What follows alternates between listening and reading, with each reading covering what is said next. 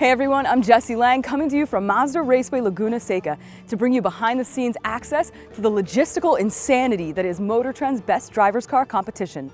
It's one of the most important things we do in a year, and to say it presents unique challenges is a gross understatement.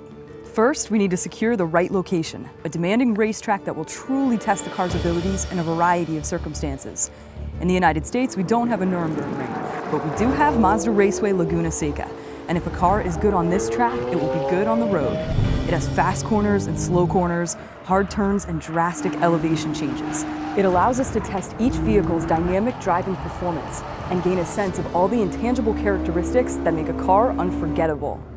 Best Driver's Car is not about raw numbers. It's not just about how much horsepower you have. It's not just about how fast you can get from 0 to 60.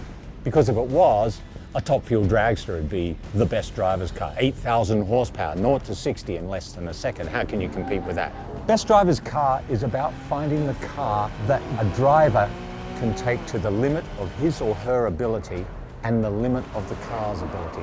It's about a car that inspires confidence when you're driving really fast. It may not be the car that has the best lap time, but it's the car that allows you to reach the limits of its performance. You know, we've got a car here, the Subaru BRZ, it has barely 200 horsepower. We've also got a Lamborghini Aventador with 691 horsepower. Two very different cars, and one is a much better driver's car than the other, and it has nothing to do with the horsepower.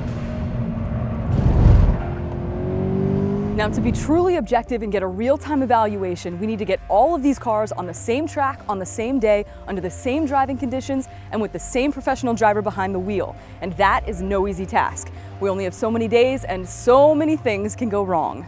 Well, the greatest challenge of Best Driver's Car, or any of our big events really, is getting everybody to say yes.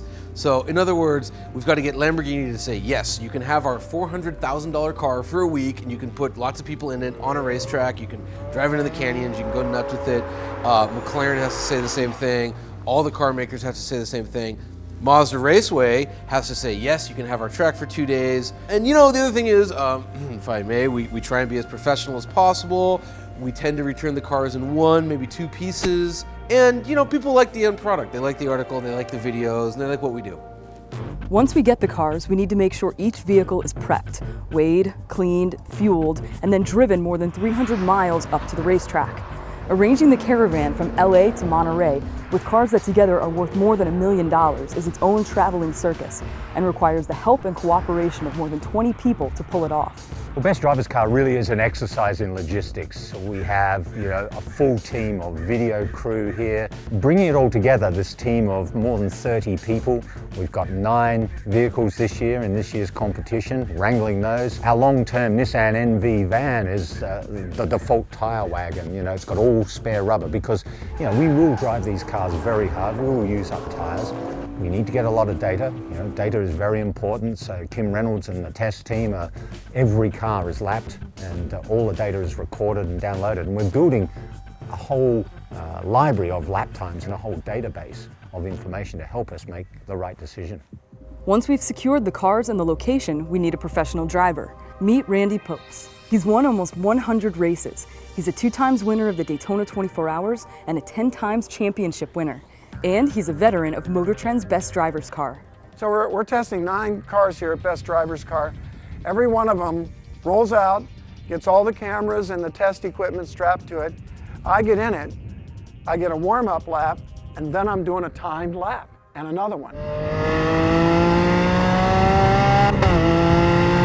Yeah, baby! Power! We love that!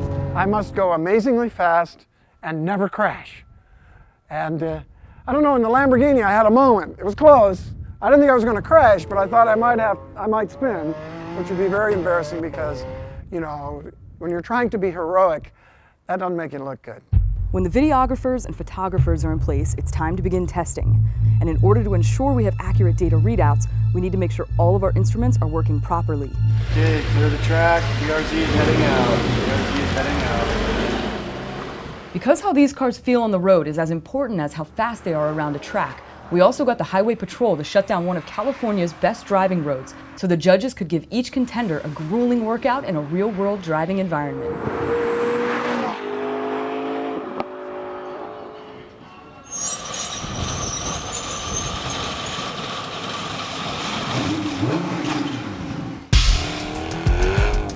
Nice launch out of the corkscrew.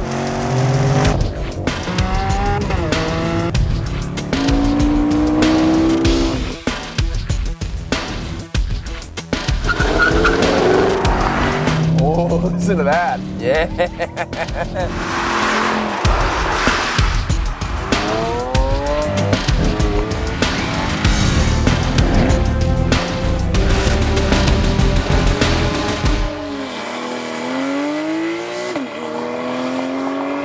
Hope you've enjoyed the sneak peek we've given you of the logistical labyrinth we have to navigate in order to pull off Best Driver's Car. Be sure you tune in next week to see all the action. On Monday, you'll see Randy Popes behind the wheel for hot laps with the first 3 contenders at Mazda Raceway Laguna Seca. On Tuesday and Wednesday, Randy will put the rest to the test. Then on Thursday, join Carlos Lago and Johnny Lieberman for the full Best Driver's Car competition, as all the contenders do battle on the track and on California's best driving roads. And of course, they'll reveal the winner. Then on Friday, the world's greatest drag race is back for round 2.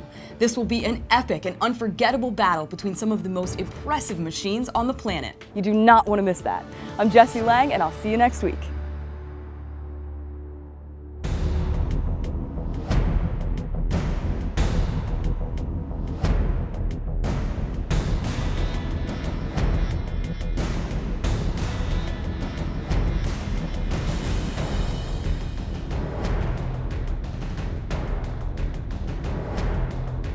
Hey everyone, I'm Jessi Lang, coming to you from Mazda Raceway Laguna Seca.